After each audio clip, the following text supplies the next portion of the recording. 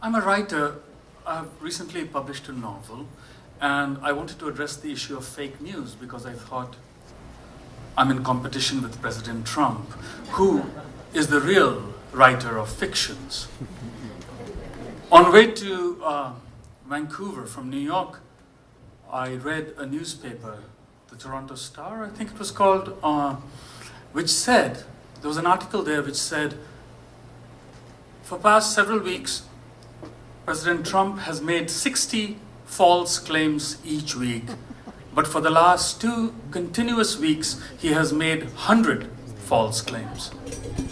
So the reason I'm trying to address the idea of fake news is that what is the difference between the writer who invents fiction and the politician who tells lies? This is particularly relevant in the age of social media, because right now, I don't know, for those who have been following the news from India, in the past several weeks, there have been people lynched because of a rumor on WhatsApp. The rumor comes that children are being abducted, and they show an ad. 2 men drive up on a motorcycle, they pick up a child, and then later on, another video has been spliced in, and it shows a row of children lying down dead on the floor. Now, the first part of that video that is circulating on WhatsApp, about 27, 28 people have been killed so far in the last few weeks in different parts of the country because of the video. An outsider is seen, and they are immediately branded as a kidnapper and then attacked, killed. The first part of that video was actually made in Karachi, Pakistan, as an ad for an NGO that was trying to educate people about how to guard their children. And the second part of the video, which shows dead children, is actually from many years ago, from Syria. And the thing that struck me as a writer was that the maker of the ad in Pakistan said, "I want to see the face of the one who has done this."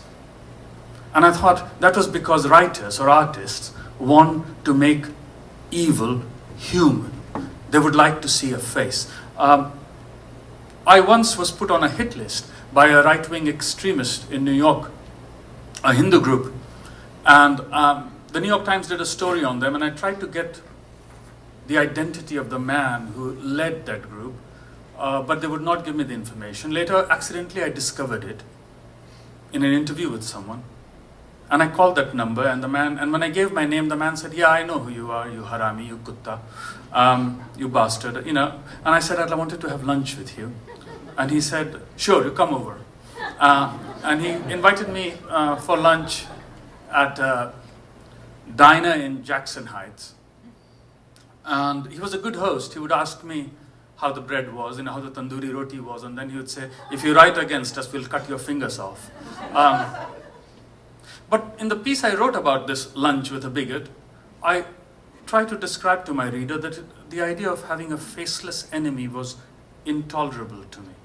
I wanted to meet him so that I would be able to describe him with a certain degree of particularity, who he was, why he said what he said, and where he was coming from.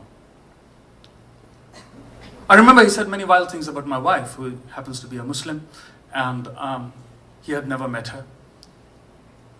And this was before there were cell phones. I called my wife from a public phone and told her that I was all right, because the police had earlier come after I had been put on the hit list, and they had asked if I was all right. And my wife, I just, blurted out the things he had said, and she said, "What did you say to him?" And I said nothing.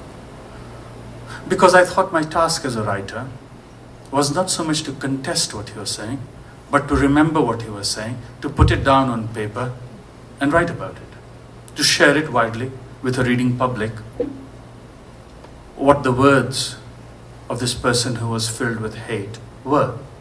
You understand? Now, in today's age, in the age of social media, in the age where these WhatsApp videos circulate so fast, it's very difficult to have that face. Your enemies are often not only faceless, they are often nameless. In March this year, researchers at MIT did a study which was published in Science magazine, and it said that the lies on social media, lies on Twitter, they studied about 3 million users, lies on Twitter spread 6 times faster than truth. They also found that for larger number of people, this news, false news, spreads not only quicker, it also spreads deeper through rumor cascades. The most interesting thing to me about this study was that when robots were used by these researchers, the bots used to spread fake news and true news at the same rate. But humans spread fake news much faster. So as a writer, I'm interested in what is the quality?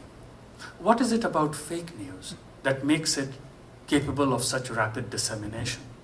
The researchers, perhaps because they're not interested in literary matters, use the word novel, by which I think they meant that fake news has an element of surprise to it, and at the same time it has a kernel of truth to it. And those twin qualities make it both capable of spreading quickly, because truth, perhaps by comparison, is dull. And I think of that as a professional challenge. I mean, I shouldn't only isolate President Trump. Narendra Modi in India has, after all, said that in India long ago, there was plastic surgery in ancient times, because how otherwise would Lord Ganesha have an elephant head? His other party members have also claimed that there was internet in the age of the Mahabharata, because how else would Arjun have communicated with Lord Krishna? From a distance. And I think people like that will be very happy to know that although fake news got its first Wikipedia page only in September 2016, in 250 BC, in the Arthashastra, it was advised to rulers that they should spread fake news in the ranks of the enemy in order to destabilize the kingdoms. So India has been ahead of all these things, which is a matter of great pride. I should, since we are interested in talking about mythology, myths, I do want to disburden us of the notion of the Indian summer also, by the way. The summer that I knew in India was intolerably hot. You would stand at the bus stop waiting for the bus, and the soles of your shoes would sink into the melting tar. And here I've come to Vancouver, and I'm very lucky to get the invitation, but there is no heat. There are pleasant breezes. There are none of those power cuts that made the hum of a mosquito the loudest sound on earth.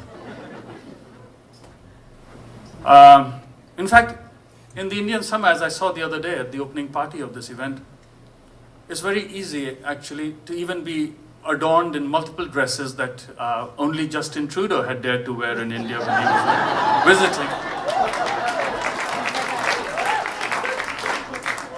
So I think Sirish and his crew have founded a new myth about the Indian summer, and we should celebrate it. On a serious note, I want to just end by saying that the task of the writer in the age of fake news is to make visible what has been made invisible, which is in many cases, certainly if I think of the spread of WhatsApp videos, etc., is to make people conscious of the humanity of the other, of the outsider, or in Trump's America, to think of the immigrant mother whose child is being snatched from them, to make them aware of their own special humanity.